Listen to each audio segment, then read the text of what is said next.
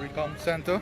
I want to thank them for the job they did in securing democracy. I want to thank the media especially for the tremendous work you did over this period in ensuring He is coming. that Guyana got factual news, which was very critical during this period. I want to make it very clear: this phase or exercise is not over until the declaration is made. But the recount is over, and we have inputted all the SORs, and the results showing exactly what we said. With our SOPs, the PPP Civic would win these elections by well over 15,000 votes. But as I said, this is a moment for us to reflect also, for us to come together as a country, come together as a people and embrace the future, learn from the challenges in building a stronger and more prosperous Guyana in which all of us can live and fulfill our dreams and aspirations. The citizens of Guyana, many of whom in civil society, in a diaspora, many young people who added their voices on social media, added their voices in media itself, and participated in this process. All the other parties that participated in this process, ensuring that we got to this point when the recount could have been completed. We want to thank them. We want to thank you, the media, as I said. And I want to assure all Guyanese that as we move towards the next stage of having the report submitted and the declaration, we must act in a responsible manner. We must act in a manner that our countrymen and women expect us to act in as leaders. We have to be gracious to each other, and we have to move forward in building this country and taking this country forward. We have been in a difficult position in this country since the no confidence motion. Life was never the same. Business was never the same.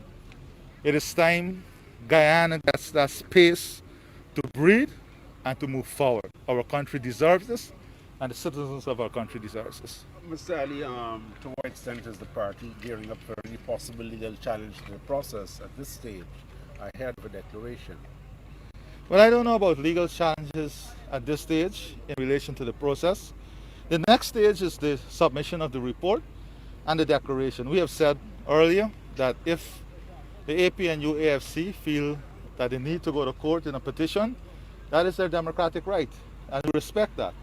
There is nothing we can do but to say that we respect them exercising their democratic right to go to court with a petition. Right, but before, I'm asking you before, is your party prepared for any legal challenge at this stage before a petition? Our party is following the process, and what we are prepared for is after this recount to have the report submitted and the declaration made, and whatever comes in between, the party is prepared and has to be prepared to deal with any eventualities. But the point is, what is best for our country now?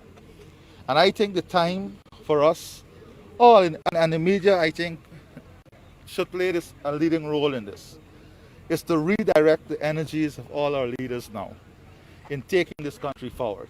That is what is important now. Taking this country forward, allowing this country space to blossom. We have been in this since the no confidence motion, as you know.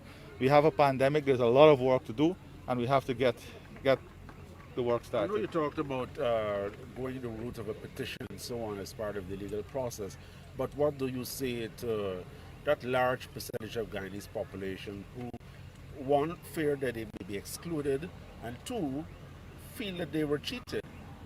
Well, first of all, no one was seated here. This was a recount. The ballots were counted of every vote on May the 2nd. The SOPs are available. We put out our SOPs.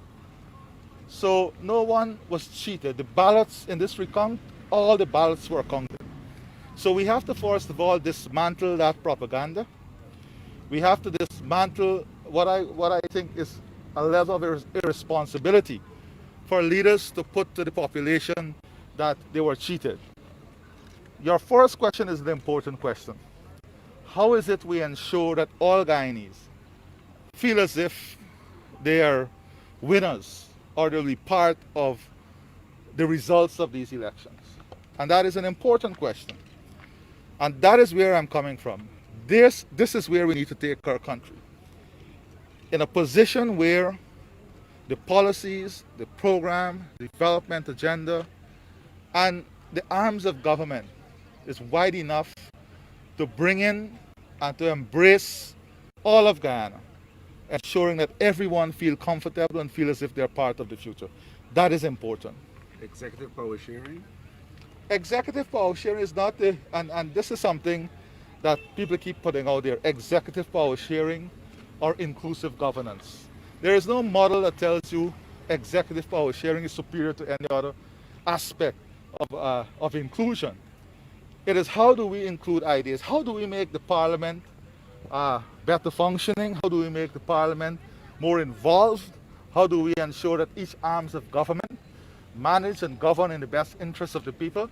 And how is it that we ensure the development agenda, the development priorities, and the resources of our country is spent in a manner in which all Guyanese feel a part of and they benefit? No, but my pointed question to you, do you support executive power sharing, yes or no? I support, I can tell you what I support.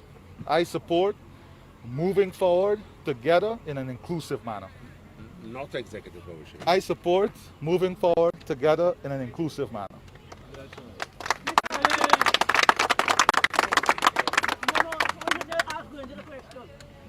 No, please allow the media to ask their question. Yeah. How many SORs are left to be tabulated tomorrow, and do you believe that process could have been completed today? The tabulation is not over as yet. It should be over any time now. But yes, I thought it would have been completed today, but there were 2 hours or so delay because NCN had some technical difficulties. So there were 2 hours delays. If we did not have that delay, then the tabulation would have been over today in my estimation. But from all the SORs we have inputted, the results is what I shared with you. Mr. Ali, what would you tell the... Sorry, you Sir? have to come back tomorrow at 10 a.m. Well, when I go back in, I'll know how many. Yeah, but I think that once they conclude at 6:30, we'll have to come back tomorrow. What do you tell to those who did not support your party in this elections? I said it yesterday, and I said, we have a responsibility, first of all, as the incoming government, to show those who did not support the party that we care about all of Guyana. We want all of Guyana to be included in the agenda. And any political party would want to grow its support. And the only way you can grow your support is ensuring that you govern in a way that reaches out to everybody and draw more people to your political party. Draw more people to your policies, draw more people to your program. So I would say to them, there are no losers in this process. At the end of this process, there was a democratic will. The Guyanese people would have voted. And it's time now for us to move forward together, supporting each other and ensuring that everyone feels a part of the future. Are there any expectations from the CARICOM team of this process? Are what? Any expectations from the CARICOM team who sat through this entire process? Well, we know the CARICOM team would have to submit a report to the Secretary General of CARICOM and the Chair of CARICOM. So that is our expectation, to have that report submitted. But beyond that, I don't have any special expectations. Thank you very much.